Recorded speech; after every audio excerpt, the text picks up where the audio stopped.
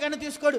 దేవుని దగ్గరకు కూడా మనము ఒక కోరిక, ఒక ఆశతో దేవుడిని అడగాలన్న ఉద్దేశంతో రాకపోతే దేవుడు పెట్టేది మనం ఎలా తీసుకుంటాం? దేవుడు గుప్పిలి విప్పి నీకు ఇచ్చేది నువ్వు ఎలా తిని తృప్తిపరచబడతావు?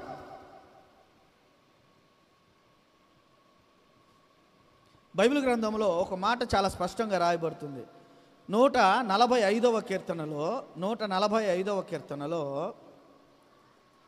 16వ వచనాన్ని మనం చదువుకుంటే, 145వ కీర్తనలో 16వ వచనం మనం చదువుకుంటే, నీవు నీ గుప్పిలిని విప్పి ప్రతి జీవి కోరికను తృప్తిపరచుచున్నావు. చాలండి. ఎంత చక్కనైన మాట. దేవుని గురించి భక్తుడు ఏమని చెప్తున్నాడంటే, అయ్యా నీవు నీ గుప్పిలను విప్పి ప్రతి జీవి కోరికను నువ్వు తృప్తిపరుస్తున్నావు. మీ ఇంటిలో పెంచుకుంటున్న కోడి కోరికను దేవుడు తృప్తిపరుస్తాడు. మీ ఇంటిలో పెంచుకుంటున్న పశువుల కోరికను దేవుడు తృప్తిపరుస్తున్నాడు. నీ కోరికలను దేవుడు తృప్తిపరుస్తున్నాడు. నా కోరికలను దేవుడు తృప్తిపరుస్తున్నాడు. ఎలా తృప్తిపరుస్తున్నాడంటే, గుప్పిలి విప్పి. ఆయన చేతిలో మంచి పదార్థాలు ఉన్నాయి. ఆయన చేతిలో మంచి పదార్థాలు ఉన్నాయి. మంచి ఆహారము ఉన్నది. మంచి ఈవులు ఉన్నవి. మంచి ఆశీర్వాదాలు ఉన్నవి. ఆయన చేతులలో నుండి మనకు మన కోరికలన్నీ నెరవేర్చడానికి గుప్పిలు విప్పుతున్నాడు. హల్లెలూయా, హల్లెలూయా, హల్లెలూయా.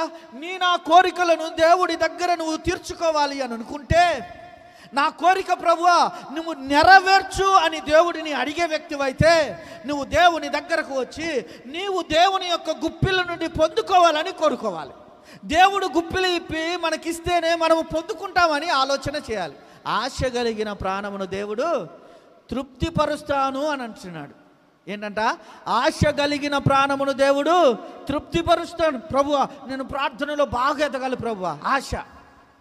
ప్రభువా నేను బాగా ప్రార్థన చేయాలి ప్రభువా, ఆశ. ప్రభువా నేను బాగా పాటలు పాడాలి ప్రభువా అనే ఆశ. ప్రభువా నేను ప్రవచన వరం పొందుకోవాలి, నేను కృపావరములు పొందుకోవాలి, నాకు విశ్వాస వరము కావాలి అనే ఆశ. దేవుని సన్నిధిలో నీవు ఏ ఆశలు కలిగి ఉన్నావో ఆ ఆశలను దేవుడు తృప్తిపరుస్తాడు. ఆత్మ సంబంధమైన ఆశలను నువ్వు కలిగి ఉండాలి. శరీర సంబంధమైన ఆశలతో పాటు ఆత్మ సంబంధమైన ఆశలను కలిగి ఉంటే ఆ ఆశలను నెరవేర్చే దేవుడు గుప్పిలి విప్పి ఉన్నాడు. ఆయన గుప్పిలి విప్పితేనే నీ కోరిక నెరవేరుతుంది అని ఆలోచించు.